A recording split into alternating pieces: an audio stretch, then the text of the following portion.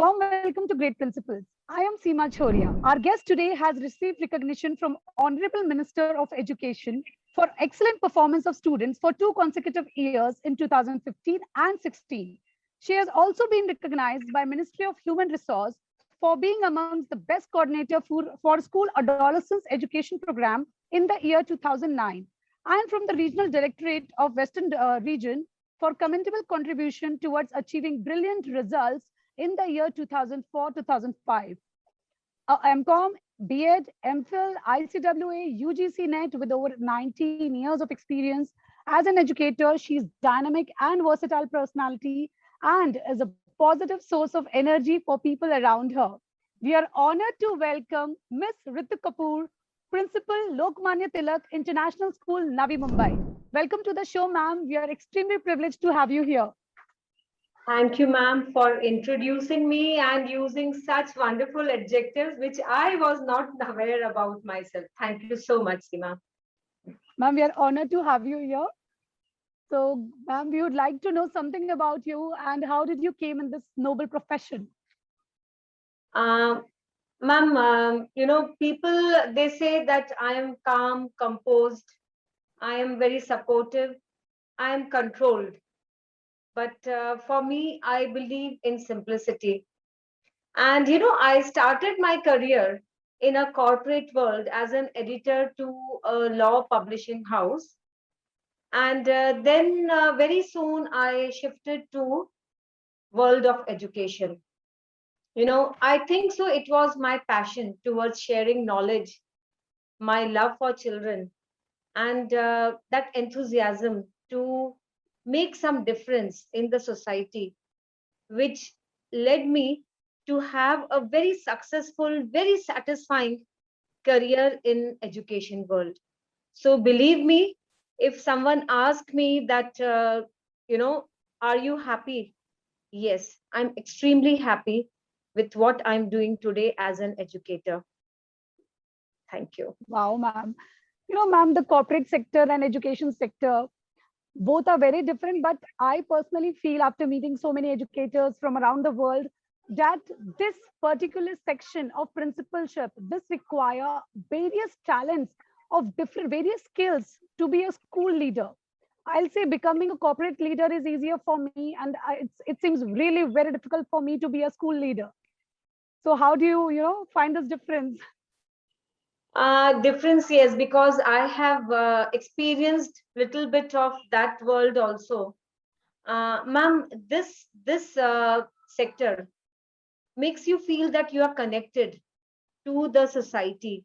You are able to do something for the society. You are able to give something to the society, and that gives satisfaction. Every day you are dealing with different types, or you can say unique categories of people, and the different stakeholders are there where you have to win over their hearts. So it's just not about records and office and computer. No, it's we are dealing with human beings, we are molding them, and that's a big challenge. So it education world, education sector is having a very high responsibility of creating future for our country, so which is being made in school. Getting the satisfaction in teaching children and molding young minds is really wonderful. We move on to our next question, ma'am. And that is, what is the philosophy of your school and what makes it unique? Yes, to inspire to achieve is our school motto. And it is based on the philosophy that education is not just preparation for life, education is life itself. So on this belief, I can say that we are on this we are on this platform, or on the foundation, that that each and every child is unique and having potential to achieve that limitless heights. So if proper direction is given, if we are giving them, that we can understand what the child is having, because each and every child is having some different cultural experience, skills, interest, passion. So if we are able to direct that, we are able to give them that environment which is supportive enough, they will be successful. And that is what, when we will be saying that we have achieved our motto. And when we talk about our school, that is LTIS, it's just not that we foster academic excellence. We also encourage children in having intellectual inquiries, in creating that inquisitiveness in the child, because that will help them to learn in a joyful manner. So we are doing that. And ma'am, believe me, we are having children from different families. So it is in school that children are learning to respect each other caste, religion, creed, and social upbringings. In school, there is no difference, there is no partiality that from where you are coming. That equality is here in school. And when we are talking about our school, we encourage holistic development. And that is possible only when, with academic learning and sports, the child is also able to inculcate other moral and ethical values, like, say, about compassion,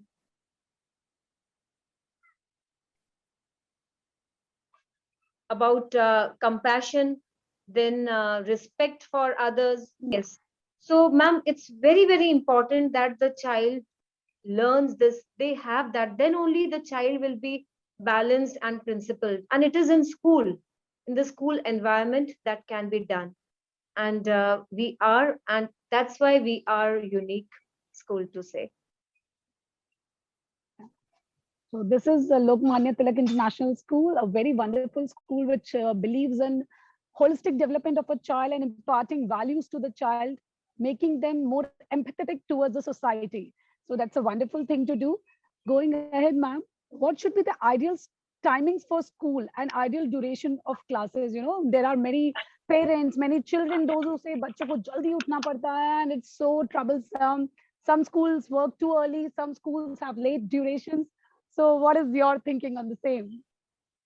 I just remember once when Barack Obama was the president of US, he he gave a statement that children of India and China will be doing better than our country, that is US, because they are spending more hours in school. Okay, and but ma'am, when we are talking about spending of hours in school, the school needs to plan in a very, very worthwhile manner. It should be purposeful spending of time for children.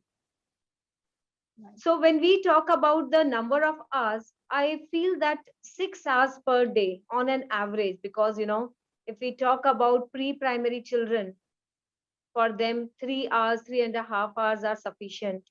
So all that, looking at that, so on an average, it comes to around 6 hours, but that includes, the co-curricular activities also. And I feel that it is compulsory for all the students to go to sports field at least once a day.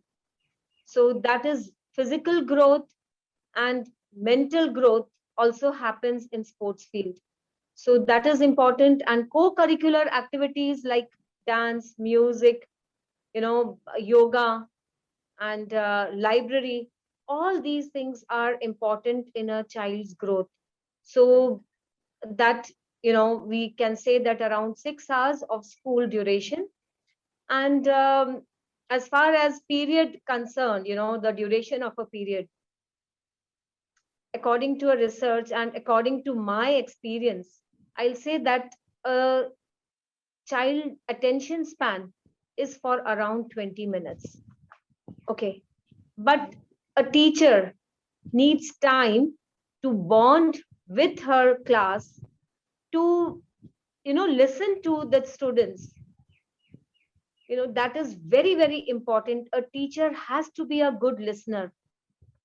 So for that reason, 35 minutes period is the ideal time for any class to say. And ma'am, what do you think? At what time should school begin? What should be the beginning of the day time?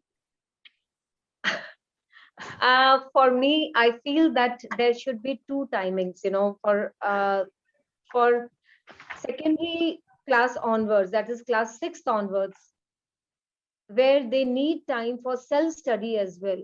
If we start early and by afternoon, by lunchtime, if we wind up, so once they reach home, they will get time to relax and have time for their self study and other things. They can Right. pursue some of their hobbies, they can do other things as well. Right. So, and for lower classes, they need proper sleep, and in the morning they should have breakfast, milk, Mhm. so to have nutritious diet and all. So we can start late for them. So two timings are actually required looking at this. Great, ma'am. So going ahead, ma'am, what is adolescence education and why is it important? Why it should be implemented in all the schools? Yeah. When we talk about adolescence, it is the stage of age group between 10 to 19 years. You know, it is the stage where it starts from puberty to legal majority. When the child, this is the phase when the child feels that now he or she is not any small child. Right. The child wants to move out from the parents, this thing, from family. So it is the time when they are trying to fit in the larger society. They are trying to develop interpersonal skills. So it is, if we talk about adolescence, it's the stage of struggle for them. It's not that very easy going stage, Right. because for parents and for community, they are small children, but physical, that is biological changes and psychological changes are happening for them. Right. And they are trying to develop their identity. They are facing this role identification crisis. They try to imitate their favorite actor or actress or any other celebrity. So this is that stage, and it's very, very important that, be it at home or in school, we are able to handle this in a very, very proper, purposeful manner, because Yeah. they need guidance, they need support. They are also going through various changes, in their brain also. Psychological changes are happening. Right. So, we all cannot understand in terms of biology what is happening, but at least for psychological side, it's important for all of us to guide them. And when we talk about this AEP program, it's a very, very important initiative started by CBSE and then promoted by other government agencies, for empowering our youth, are empowering our young people with right kind of education. Right. Right kind of education here, I want to tell you, is about sex education. And now looking at the way how it is easily available for the children, going to net, going to YouTube and all that, Yeah. it's very important that this education, this information is coming from the right source, not from their peer group, not from the internet or other places. So, adolescence education program was a very, very important thing for the school children. And because here accurate and age appropriate information education is giving, Right. the life skills which are important, like communication skills, interpersonal skills, critical decision making skills, creative thinking skills, These are the skills which are actually being looked after. And it is the phase when we are making children aware about what all are there in the real world, what they will be facing. Because ma'am, you are also aware that now children are facing many kinds of abuses.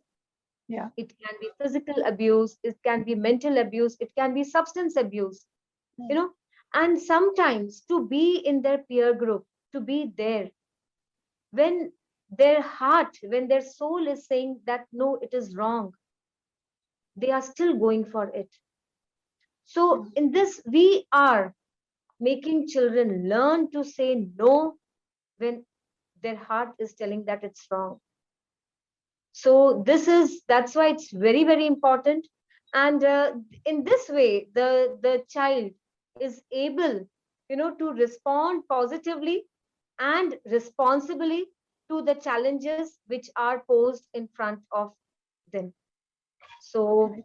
that's why it is important, and it should be implemented for all the schools. It should not be just for CBSE schools, but each and Exactly. every school needs it. And even, parents need to talk more openly to their children about such things. I still think our society feels all these things to be a big taboo, not to talk about sex education with your children. And, these things have been perceived in this manner that if a child goes through something, they're not able to come and describe it. And I think we talk about that abuse is happening these days. But I disagree to this point because I feel it has been happening since ages. Now we are more vocal to it. When the hashtag Me Too movement started, there were so many voices raised. So that means things are happening in the society, but we are not bothered about it because we are scared. We are scared about our respect in the society, our name in the society, what people will talk about that. So it's a very important step taken by CBSE, and I truly appreciate that step. And it is very much important for us also to guide our children for the same, that it is acceptable to accept your body, to understand there are so many dangerous diseases out there. So this education has to be a part which is coming, as you rightly said. School is the right source which would teach them age appropriate things rather than gathering some information from internet and building up their mind. It's so very crucial to have it. So ma'am, it's very wonderfully explained by you, and you have been into it. You know this, what, how to impart this education rightly. Because children, they need counseling, ma'am, and school teachers are the one who can do it very well. They are able to understand their child. So it's very, very important. That's why when I was telling you about the duration of a period, how much, that 15 minutes what is there is basically for interaction and for understanding each other better. So that way, it's AEP is important thing, and each school should have that. So do you guide your parents, ma'am, to be more open with their children, to have a little more friendlier relationship and talks on these such topics? Yes, ma'am. Rather, we have their workshops, for teenage parenting. So, right from class 6 onwards, we have this workshops where our counselor and myself, we take the workshop, we discuss with them what changes the children are, you know, facing, what kind of expectations they are having from their parents, what are the problems, what are the challenges. So it's very, very important, and I actually encourage parents to talk to their child, Yeah. be friend with them rather than being a monitoring pipe. Be a friend to them, talk to them. And say, for boys, I always tell the fathers that this is the time when you can be the best friend of your son. It's very, very, because boys do not open much, Right. they will not open easily. So if the parent, and especially father, like, if they are able to, so the child will able to discuss with them about so many changes happening. Right. So true, ma'am. At times, we mothers are very much open to our daughters and we talk very freely with them. But I never thought that even the guys, the boys are going through the similar changes and they even need someone. Today, you actually opened my thoughts towards a different direction, that not only girls, even boys need a lot of support. Ma'am, because they also face abuses, ma'am, mental and physical abuse, but they do not share it. It's very, very important for all of us in the community, in the society, to look after these boys also. So it's about that we have to really be friendly with them as well. Great. So, what wonderful insight and a very good practice adopted by Lokmanya Tilak in counseling parents also. I hope this should be taken up by every school. So there will be a lot of exchange of ideas in this. Yes, and Great. even during this pandemic situation, when the when scenario was fine, it was safe. We had conducted this workshop, and in this workshop, other than teenage parenting, we had also guided the parents regarding how to monitor the use of gadgets, because with this online classes happening, um, children are going to various sites which actually are the restricted sites for them. They should not go. But then parents are not aware. Parents do not know how to control that. So we had called one very techno savvy person, and he guided so well. And he's also our parent, and he Hmm. guided so well to the parents how we can do. Even, like, it was through Google only. He showed that how you can restrict your children for going for any site. They cannot open that. So all these things are important for the parents to know. So that was really a good thing what we did. I feel satisfied doing that, because that was needed. So it's Definitely, important ma'am. It is. for, yeah, Yeah. important for school and parents to work as partners in the good interest of the children. They're both the pillars, and they need to stay strong and united together. Yes. Wonderful, ma'am. So going ahead, ma'am, what do you think? How has pandemic changed the way the education has been impacted due to pandemic? And how do you see the future of education going ahead? If we talk about education, some changes were required, they were expected, and now we are the change. We are part of that history, where we will be called, where virtual classroom is happening and learning is taking place, the learning graph is going up. So this change was actually required. So in a way, I am thankful to this pandemic for bringing this change, because it's basically a reorientation of education strategies.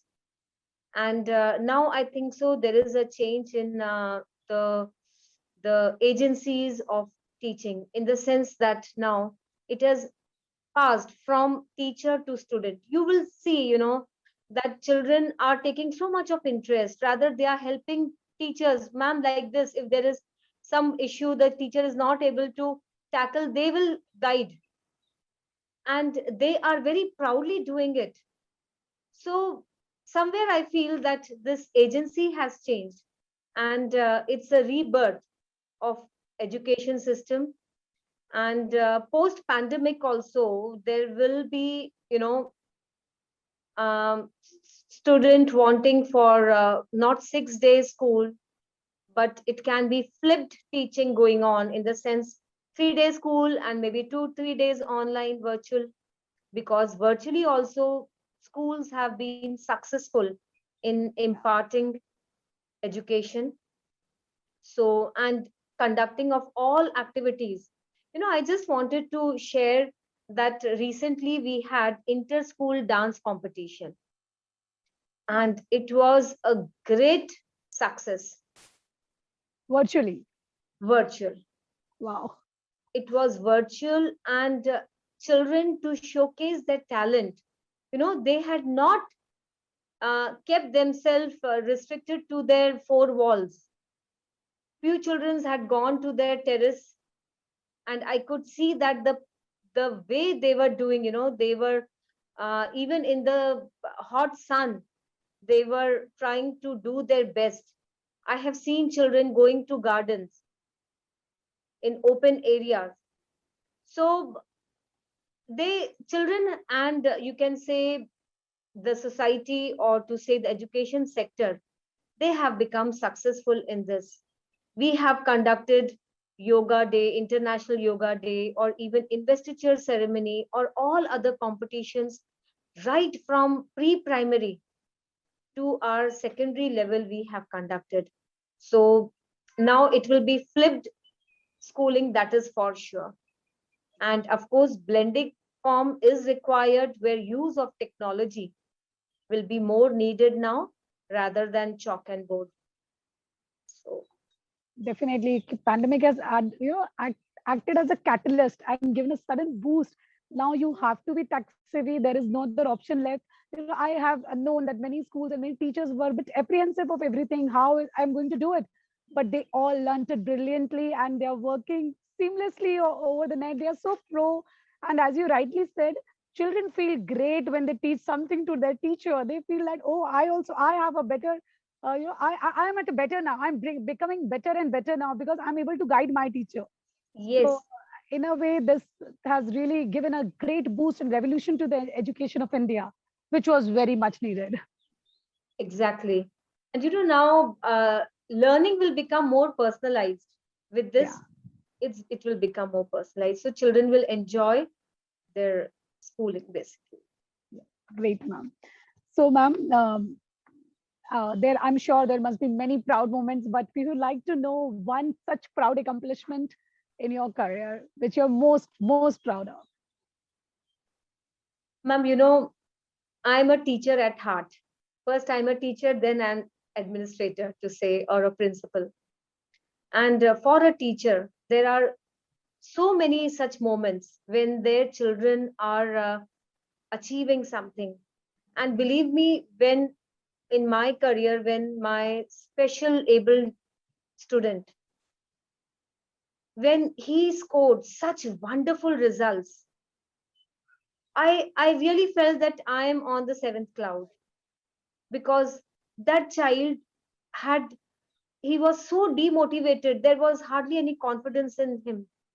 And somehow, with counseling, with helping him out, when the board results came, I thought that as I have achieved that results. So as a teacher, there are very quite a few proud moments. But as a principal, I'll say that last year, during this pandemic time only, when the whole country was under lockdown and people were so scared and apprehensive for everything, ma'am, me and my team, we worked diligently, we worked dedicatedly to achieve our upgradation to senior secondary level. So we had to do so much for getting the affiliation for 11th and 12th. And we had promised our class 10th children that 11th will be there in school for you. So it was, the determination and that team spirit which helped us to achieve that moment. And it was a really wonderful feeling. I could feel proud of my team and myself that yes, we achieved this. And it gave me confidence that if intentions are pure, if intentions are right, and if with proper guidance, proper direction, with a strong support staff, a good team, you can achieve anything. So it really boosted my confidence. So super energetic team and a great leader. When they both unite together, there is no looking back. There is nothing which is impossible. Great, ma'am. Superb. So congratulations for getting the affiliations, and though you worked very hard for it and you deserve it, so a big congratulations to you. Getting it Thank you. happening in the pandemic was definitely must be a task because many restrictions are there. You can't move Yes. out. Yeah, great.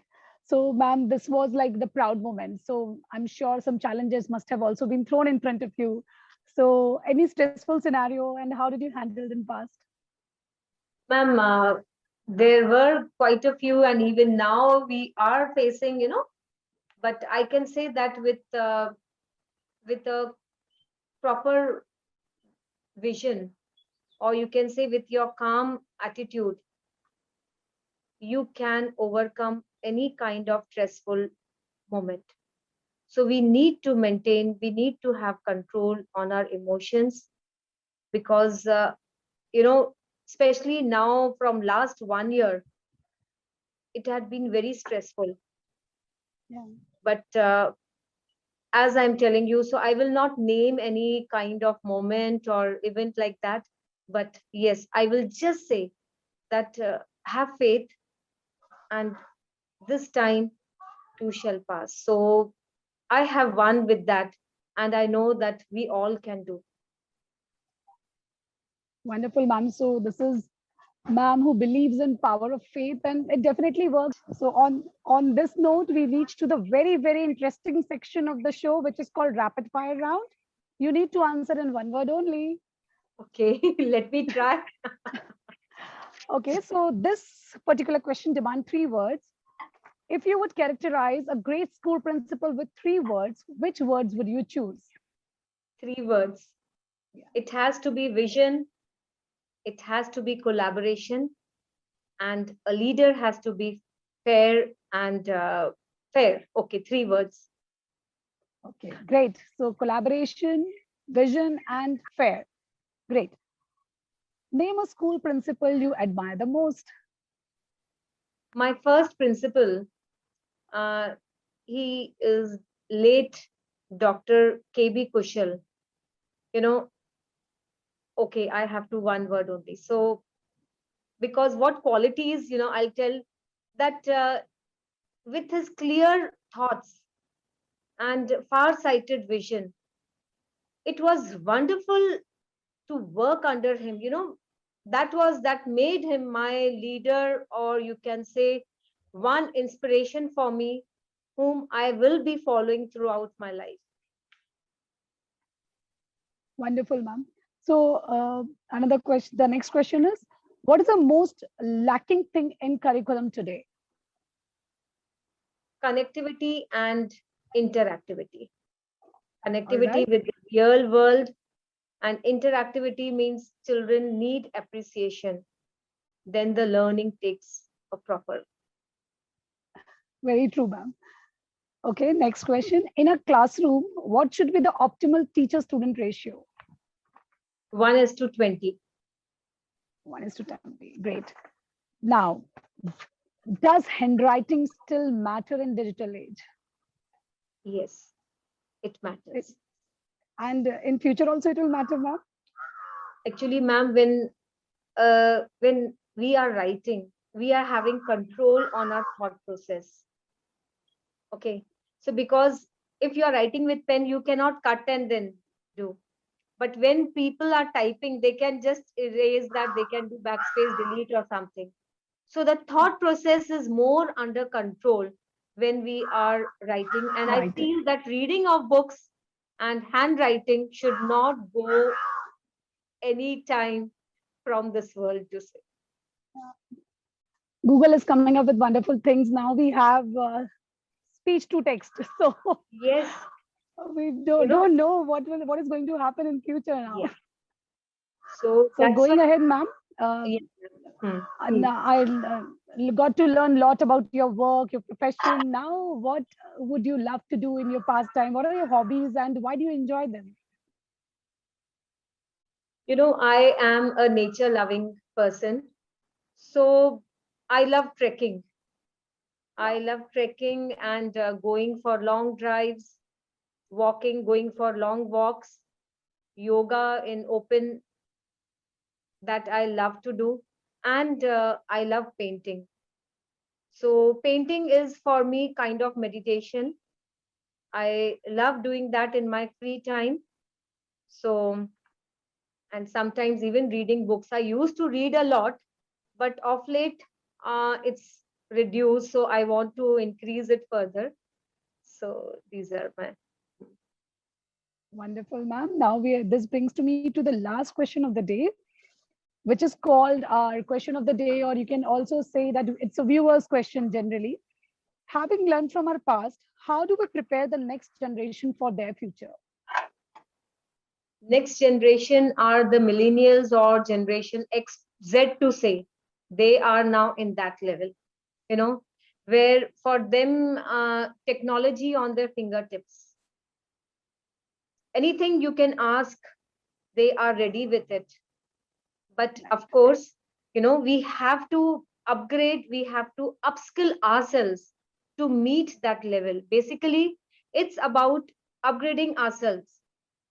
And for that, you know to make use of technology in a friendly way rather than fighting against it. Because I remember, just last year before pandemic, uh, children, some they had come for admission, and in the reception area I saw a child with the mobile playing game and this thing, and we have kept puzzles and books, storybooks and all there for the children to read and keep themselves engaged. So I actually called the parent inside and I said, what harm you are doing to your child? And just imagine, not even a month later, we force the children to have gadgets in their hand, have devices in their hand. So basically, if I say for myself itself, I was fighting that it should not be there. But had I made it, in a purposeful manner, so we need to be friendly with the technology so that we are able to use it for our growth, for our children's learning graph. So it will be the best. And of course, the children require imagination, because imagination will lead to innovation. It's very, very important. They need empathy, as we had discussed, about that is needed. They need resilience, because with that only they will be able to achieve. Now I feel that they will be facing more competition, more challenges. Mm. So with academics, with other skills, these are also needed. And when we talk about this, they will always be needing comfort for the change. So this is what I feel, that what how we can prepare our next generation to be, you know successful and happy, because it's just not success, but they have to be happy also. So this is about it. And if they are able to adapt themselves well, they will be really happy people.